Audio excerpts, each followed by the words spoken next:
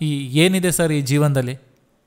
ಹೌದಾ ಸ್ಮಶಾನದಲ್ಲಿ ಬಿದ್ದು ಬೂದಿ ಆಗ್ತೀವಿಲ್ಲ, ಮಣ್ಣಲ್ಲಿ ಹೂತಾಕ್ಬಿಡ್ತಾರೆ ನಮ್ಮನ್ನು, ಆದರೂ ಕೂಡ ನಾವು ದ್ವೇಷ ಬಿಡಲ್ಲ. ನೀವು ಹೇಳಿದ್ರಿ ನೋಡಿ, ನೀವು ಬಿದ್ದಾಗ ನಿಮ್ಮನ್ನು ಎತ್ಕೊಳ್ಳು ಹೋಗಲಿಕ್ಕೆ ಮೂರನೇವ್ರು ಯಾರೋ ಬಂದರು ಅಂತ. ಹೌದಾ ಇಷ್ಟೇ ಪ್ರಪಂಚ.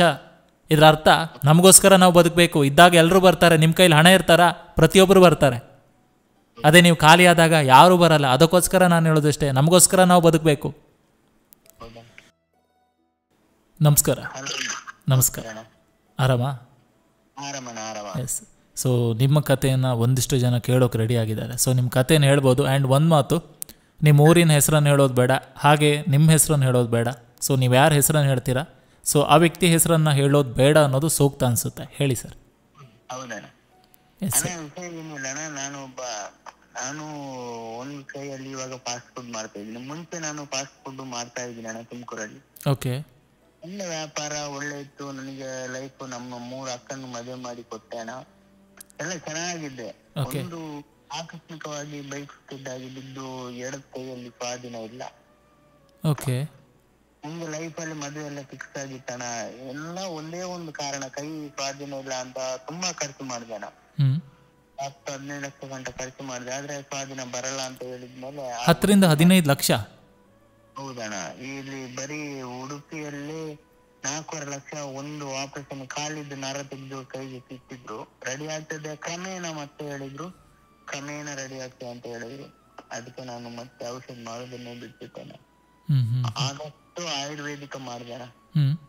ಬೆಂಗಳೂರಿಂದ ಹಿಡಿದು ಕೇರಳ ಗಂಟ ಆಯುರ್ವೇದಿಕ ಮಾಡಿ ಸುಸ್ತಾಗ್ಬಿಟ್ಟೆ. ಅದಕ್ಕೆ ಆಮೇಲೆ ಅವ್ರ ಮನೆಯವ್ರು ಅಂದ್ರು, ಇಲ್ಲಪ್ಪ ಅವನ್ ಕೈ ಇಲ್ಲ, ಹೆಂಗ್ ಕೊಡೋಣ ಅಂತ. ಇದಕ್ಕಿಂತ ಮುಂಚೆ ಒಪ್ಪಿದ್ರು? ಒಪ್ಪಿದ್ರು. ನಮಗೆ ಇನ್ನೇನಣ್ಣ, 1.5-2 ತಿಂಗಳು ಇದ್ದದ್ದು ಎಂಗೇಜ್ಮೆಂಟ್ಗೆ. ಓಕೆ. ಅಂದರೆ ಎಷ್ಟು ಸಮಯದ ಹಿಂದೆ ಹುಡುಗಿ ಫಿಕ್ಸ್ ಆಗಿದ್ರು ನಿಮಗೆ? ಹುಡುಗಿ ಒಂದು 4 ವರ್ಷದ ಹಿಂದೆ ಫಿಕ್ಸ್ ಆಗಿದ್ದು. 4 ವರ್ಷದ ಹಿಂದೆನೆ? ಹೌದು. ಓಕೆ. ಒಳ್ಳೆ ಸಂಪಾದನೆ ಎಲ್ಲ ಇತ್ತಣ್ಣ, ಒಳ್ಳೆ ದುಡಿತಿದ್ದೆ. ಫಾಸ್ಟ್ ಫುಡೇ ಮಾಡ್ತಿದ್ರಿ ನೀವು ಮುಂಚೆನು? ಹಾ. ಓಕೆ. ಅವಾಗ ಮುಂಚೆ ಫಾಸ್ಟ್ ಫುಡ್ ಮಾಡ್ತೆ.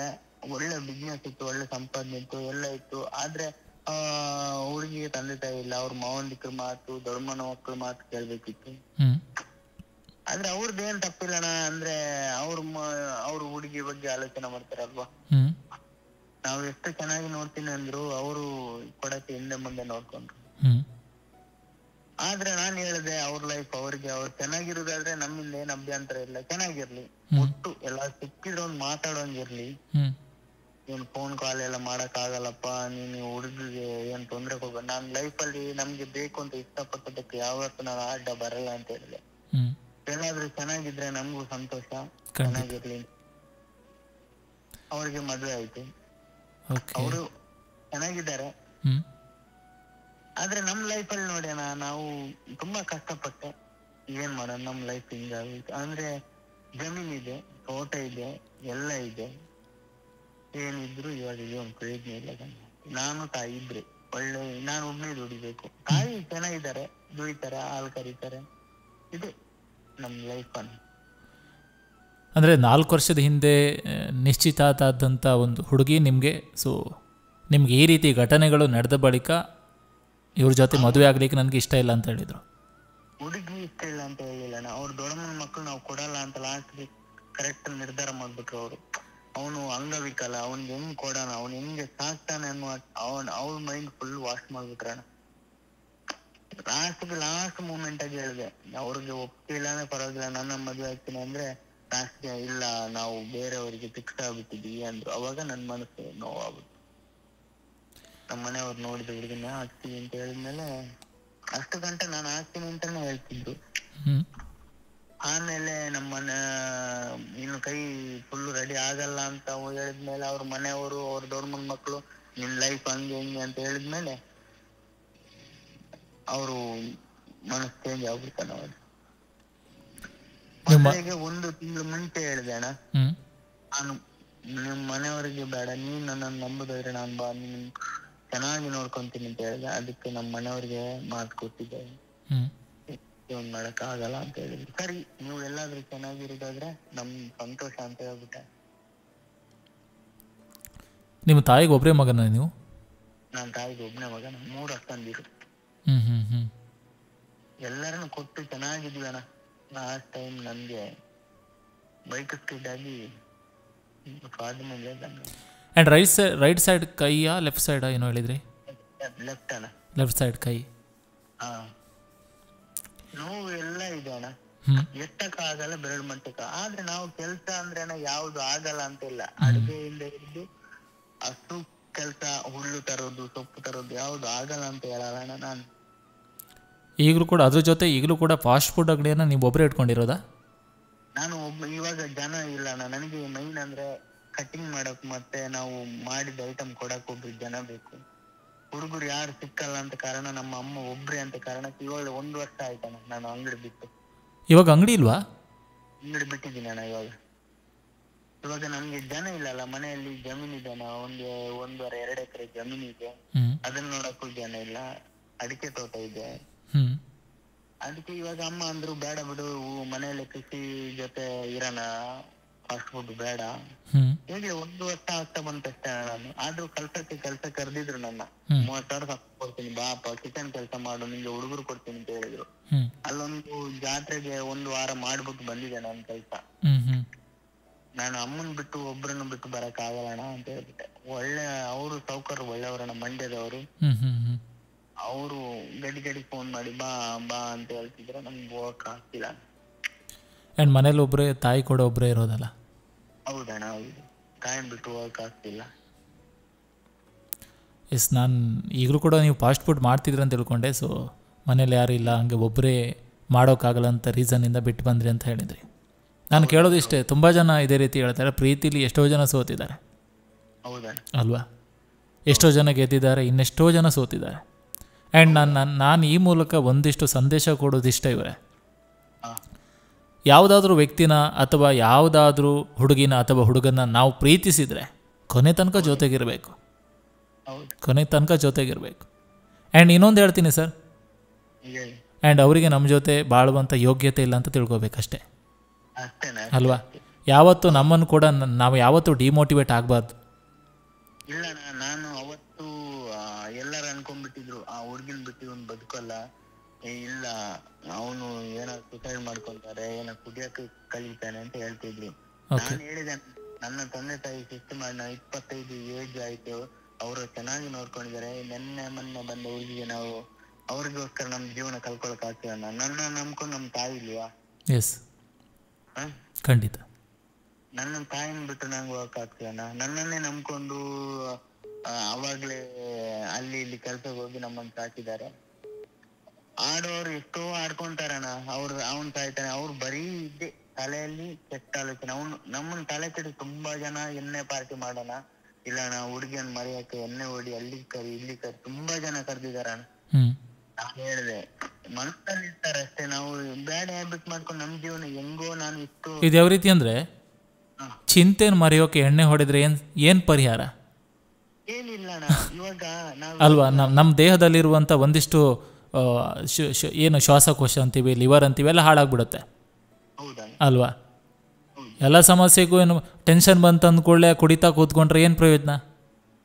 ಮೊನ್ನೆ ಯಾರೋ ನನ್ನ ಕಾಲಲ್ಲಿ ಮಾತಾಡ್ತಾ ಹೀಗೆ ಹೇಳಿದರು, ತುಂಬ ಪ್ರಾಬ್ಲಮಲ್ಲಿದ್ದೀನಿ ನಾನು, ತುಂಬ ಟೆನ್ಷನಲ್ಲಿದ್ದೀನಿ, ಸಾಯಬೇಕು ಅನಿಸ್ತಿದೆ 3 ಬಾರಿ ಸಾಯ್ಬೇಕಂತ ತಿಳ್ಕೊಂಡಿದ್ದೆ, 3 ಬಾರಿಯೂ ತಪ್ಪಿಸಿದ್ರು, ಈ 4ನೇ ಬಾರಿ ಸಾಯ್ಬೇಕಂತ ತಿಳ್ಕೊಂಡಿದ್ದೀನಿ, ಏನು ಮಾಡೋದು? ನಾನು ಸಾಯಿನಿ ಅಂತ ಹೇಳಿದೆ. ಏನಕ್ಕೆ ಕೇಳಿದ್ರು, ಏನು ಸರ್ ನೀವು ಸಾಯಿನಿ ಅಂತ ಹೇಳ್ತಿದ್ದೆ? ನಾನು ಹೇಳಿದೆ, ಪ್ರತಿಯೊಬ್ಬರು ಸಾಯೋದೇ ಆದರೆ ಎಲ್ಲ ಸಮಸ್ಯೆಗೂ ಇಲ್ಲಿ ಎಲ್ಲರೂ ಕೂಡ ಸಾಯ್ತೀನಿ ಅಂತ ನಿರ್ಧಾರ ತೆಗೊಳ್ಳೋದಾದರೆ ಬದುಕಿದ್ದು ಏನು ಪ್ರಯೋಜನ? ಏನು ಪ್ರಯೋಜನ ಹೇಳಿ? ಎಲ್ಲ ಸಾಯ್ಬೇಕಂತ ತಿಳ್ಕೊಂಡಿದ್ರೆ ಹಾಗಾದರೆ ಇಲ್ಲಿ ಯಾರಿಗೂ ಸಮಸ್ಯೆನೇ ಇಲ್ವಾ? ಇಲ್ಲಿ ಏನೇ ಇದ್ರೂ ಕೂಡ ಎದುರಿಸ್ಬೇಕು, ನನ್ನಿಂದ ಸಾಧ್ಯ ಅಂತ ಪ್ರಯತ್ನ ಪಡಬೇಕು. ಸೋತ್ರೆ ಏನು ತಪ್ಪಿದೆ? ಇನ್ನೂ ಸತ್ತಿಲ್ಲ ತಾನೇ, ಇನ್ನೊಂದು ಪ್ರಯತ್ನ ಪಡೋಣ. ಪ್ರತಿಯೊಬ್ಬರ ಮನೆಯಲ್ಲೂ 100 ಕಥೆಗಳಿರ್ತದೆ ಹುಡುಕಿದ್ರೆ ಅಲ್ವಾ? ನಮ್ಮದೇನು ಹೊಸದಲ್ಲ. ಏನು 4 ಜನ ತೋರಿಸೋಕೆ ಹೇಳ್ತಾರೆ, ನನ್ನ ಫ್ಯಾಮಿಲಿ ತುಂಬ ರಿಚ್ ಆಗಿದೆ, ನಾನು ತುಂಬ ರಿಚ್ ಆಗಿದ್ದೀನಿ, ಬಟ್ ಅವರು ಒಳಗುಟ್ಟು ಅವ್ರಿಗೆ ಮಾತ್ರ ಗೊತ್ತಿರುತ್ತೆ. ಆ್ಯಂಡ್ ಖುಷಿ ಆಗುತ್ತೆ, ಅವರು 3ನೇ ಜನರ ಎದುರು ತಮ್ಮ ಗುಟ್ಟನ್ನು ಬಿಟ್ಕೊಡೋದಿಲ್ಲ. ನೋಡಿ, ನಾವು ಹಾಗೆ ಬದುಕಬೇಕು. ಯಾಕಂದರೆ ನಮ್ಮ ಕಷ್ಟ ಅಂತ ಹೇಳಿದ್ರೆ ಇಲ್ಲಿ ಯಾರು ಕೂಡ ಸಹಾಯ ಮಾಡಲ್ಲ ಇವರೇ. ಹೌದಣ್ಣ. ನಮ್ಮ ಕಷ್ಟವನ್ನು ನಾವು ಎದುರಿಸ್ಬೇಕು. ಹೌದಣ್ಣ. ಆ್ಯಂಡ್ ಹೇಳೋದಿಷ್ಟೇ, ಏನೇ ಆಗಲಿ ಸೊ ಒಳ್ಳೇದಾಗಲಿ ಇವರೇ. ಆ್ಯಂಡ್ ಖುಷಿಯಾಗಿದ್ದೀರಾ ತಾನೇ ಇವಾಗ? ಅಣ್ಣ ಫ್ರೆಂಡ್ಸ್ ಮುಂಚೆ ನನ್ನ ಹತ್ರ ದುಡ್ಡು ಇರುವಾಗ ತುಂಬಾ ಫ್ರೆಂಡ್ಸ್ ಇದ್ರಣ್ಣ, ನನ್ನ ಹತ್ರ ಜಾಲಿ ಮಾಡಕ್ಕೆ. ಇವಾಗ ಯಾರೂ ಇಲ್ಲ? ಯಾರು ಇಲ್ಲ ಅಣ್ಣ. ಇವಾಗ ನಾನು ಒಬ್ನೇ. ಆದ್ರೂ ಒಬ್ನು ಯಾರಿಗೂ ತಲೆ ಕೆಡ್ಸ್ಕೊಳ್ಳ ನೆಮ್ಮದಿಯಾದ ಜೀವನ ಇದೆ ಅಣ್ಣ. ಮುಂಚೆ ಹಬ್ಬ ಬಂದ್ರೆ ಕರೀತಾರಣ್ಣ, ದಸರಾ ಆದ್ರೆ ಕರೀತಾರೆ, ಬಾ ನನ್ ದುಡ್ಡು ನಂದ್ರಲ್ಲಿ ಜಾಲಿ ಮಾಡ್ತಾರೆ. ಇವು ಬಿದ್ದಾಗಣ ರೋಡಲ್ಲಿ ಬಿದ್ದಾಗ ಯಾರೂ ಬಂದಿಲ್ಲ ಅಣ್ಣ. ಯಾರೋ 3ನೇ ವ್ಯಕ್ತಿ ನನ್ನ ಕರ್ಕೊಂಡೋಗಿ ಆಸ್ಪತ್ರೆಗೆ ಹಾಕಿ. ಹೆಚ್ಚಿನ ಜನರ ಜೀವನದ ಪರಿಸ್ಥಿತಿ ನಡೀತಿರೋದೇ ಹೀಗೆ. ಹೌದಾ? ಯಾರು ನಮ್ಮವರಲ್ಲ. ನಮ್ಮವರು ಅಂತ ತಿಳ್ಕೊಂಡವರು ಕೊನೆಗಾಲದಲ್ಲಿ ಯಾರೂ ಇರಲ್ಲ. ನಮ್ಮನ್ನು ನಾವು ನಂಬ್ಕೋಬೇಕು, ನಮ್ಮ ಮೇಲೆ ನಮ್ಮ ನಂಬಿಕೆ ಇಡಬೇಕು, ನಮ್ಮ ಫ್ಯಾಮಿಲಿ ಮೇಲೆ ನಮ್ಮ ನಂಬಿಕೆ ಇಡಬೇಕು ಅಷ್ಟೇ. ನಮ್ಮವರು ಕೈಯಲ್ಲಿ ಹಣ ಇರೋ ತನಕ ಮಾತ್ರ. ಎಸ್, ನಾನು ಹೇಳೋದಿಷ್ಟೇ. ಸೊ ನಗ್ತಾ ಇರಿ, ನಗಿಸ್ತಾ ಇರಿ ಅಷ್ಟೇ. ಜೀವನದಲ್ಲಿ ಏನೇ ಆದರೂ ಕೂಡ ಎದುರಿಸ್ಬೇಕು ಇವರೇ. ಆ್ಯಂಡ್ ಇನ್ನೊಂದು ಮಾತು, ನೀವು ಬೇಸರದಲ್ಲಿ ಮಾತಾಡಬೇಡಿ. ಯಾಕಂದರೆ ಇಲ್ಲಿ ಲಕ್ಷಾಂತರ ಜನ ನಿಮ್ಮ ಮಾತನ್ನು ಕೇಳ್ತಾ ಇರ್ತಾರೆ ಅಲ್ವಾ? ಈ ಲಕ್ಷಾಂತರ ಜನರಿಗೆ ನೀವು ಏನು ಹೇಳೋಕೆ ಬಯಸ್ತೀರಾ ಕೊನೆಯದಾಗಿ? ಲವ್ ಫೇಲರ್ ಆದ್ರೆ ಟೆನ್ಷನ್ ಹೋದ್ರೆ ಮನೆಯವರು ನಮ್ಮ ತಂದೆ ತಾಯಿಗೋಸ್ಕರ ನಾವು ಬದುಕೋಣ. ನಮ್ಗೆ ಇವಾಗ ನಮ್ಮ ತಂದೆ ತಾಯಿ ನಮ್ ಒಂದ್ ಕೈಯಿಂದ ನಮ್ಮನ್ನು ದೂರ ಮಾಡಿದಾರ? ಇಲ್ಲ. ಕೈಕಾಲು ಚೆನ್ನಾಗಿಲ್ಲ ದೂರ ಸಾಕಿಲ್ವಾ? ಇವಾಗ ಅಂಗವಿಕಲರಾಗಿ ಹುಟ್ಟದಾಗ್ಲೇ ಇರ್ತಾರಣ್ಣ, ಅವ್ರನ್ನ ತಂದೆ ತಾಯಿ ಬಿಸಾಡ್ತಾರ? ಅವ್ರಿಗೋಸ್ಕರ ಬದುಕೋಣ ನಾವು.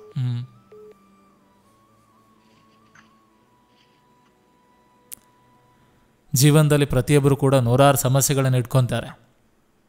ಆ್ಯಂಡ್ ಯಾರು ಕೂಡ ಸಮಸ್ಯೆ ಬೇಕಂತ ಪಡ್ಕೊಳ್ಳೋದಲ್ಲ.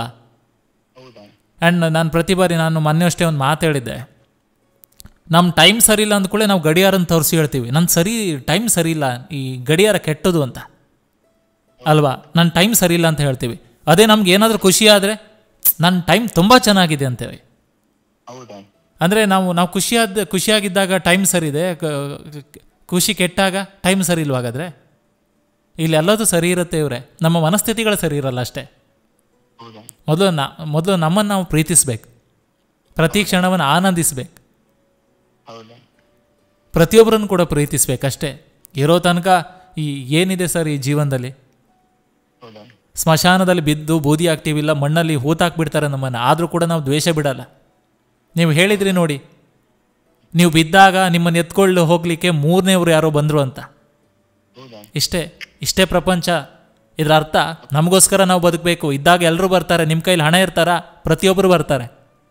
ಅದೇ ನೀವು ಖಾಲಿ ಆದಾಗ ಯಾರೂ ಬರಲ್ಲ. ಅದಕ್ಕೋಸ್ಕರ ನಾನು ಹೇಳೋದಷ್ಟೇ, ನಮಗೋಸ್ಕರ ನಾವು ಬದುಕಬೇಕು. ಈ ಕ್ಷಣವನ್ನು, ಈ ಪ್ರತಿ ಗಳಿಗೆಯನ್ನು ನಾವು ಪ್ರೀತಿಸಬೇಕು. ಆ್ಯಂಡ್ ಒಂದಂತ ಎಷ್ಟೋ ಜನರಿಗೆ ನಾನು ಹೇಳೋದಿಷ್ಟೇ. ಹಾಗಿದ್ರೆ ಇವತ್ತಿನ ಕಥೆಯನ್ನು ನೀವು ಕೇಳಿದ್ರಿ ಅಲ್ಲ, ಇವ್ರು ನನ್ನ ಜೊತೆ ಮಾತಾಡ್ತಿದ್ರಲ್ಲ, ಇವ್ರ ಸಮಸ್ಯೆ ಬಂದಾಗ ಇವ್ರು ಸೂಸೈಡ್ ಮಾಡ್ಕೋಬೋದಿತ್ತಲ್ಲ, ಯಾಕೆ ಮಾಡ್ಕೊಂಡಿಲ್ಲ ಹೇಳಿ? ಅವರಿಗೆ ಒಂದು ತಾಯಿ ಇದ್ದಾರೆ. ನೂರಾರು ಜನ ಇಂಥವ್ರು 100 ಜನರಿಗೆ ಸ್ಫೂರ್ತಿ ಆಗಬೇಕು. ಆ್ಯಂಡ್ ಒಳ್ಳೇದಾಗಲಿ ಇವರೇ. ಸರ್ ಒಳ್ಳೇದಾಗಲಿ ನಿಮಗೆ. ಖುಷಿಯಾಯಿತು ನಿಮ್ಮ ಜೊತೆ ಮಾತಾಡಿದ್ದಕ್ಕೆ. ಆ್ಯಂಡ್ ಖಂಡಿತವಾಗಿಯೂ ನಾನು ನಿಮ್ಮ ಕಡೆ ಬಂದಾಗ ಬಂದೇ ಬರ್ತೀನಿ ನಿಮ್ಮ ಮನೆಗೆ. ಎಸ್, ಒಳ್ಳೇದಾಗಲಿ, ಭಗವಂತ ಒಳ್ಳೇದು ಮಾಡಲಿ. ಸೊ ಎಲ್ಲ ನನ್ನ ಪ್ರೀತಿಯ ಸ್ನೇಹಿತರಿಗೂ ನಾನು ಹೇಳೋದಿಷ್ಟೇ, ಇಂತಹ ನೂರಾರು ಕಥೆಗಳು ಎಲ್ಲರ ಮನೆಯಲ್ಲಿ ಇರ್ತದೆ ಅಲ್ವಾ? ಸೊ ಈ ಸಂಚಿಕೆ ನಿಮ್ಗೆ ಇಷ್ಟವಾಗಿದ್ದರೆ ದಯವಿಟ್ಟು ಒಂದು ಲೈಕ್ ಮಾಡಿ, ಜೊತೆಗೊಂದು ಕಮೆಂಟ್ ಮಾಡಿ ಅಂತ ಹೇಳ್ತಾ ಮತ್ತೆ ಮುಂದಿನ ಸಂಚಿಕೆಯೊಂದಿಗೆ ಅತಿ ಶೀಘ್ರದಲ್ಲಿ ನಿಮ್ಮನ್ನು ಭೇಟಿ ಆಗ್ತೇನೆ. ಎಲ್ರಿಗೂ ಒಳ್ಳೆಯದಾಗಲಿ.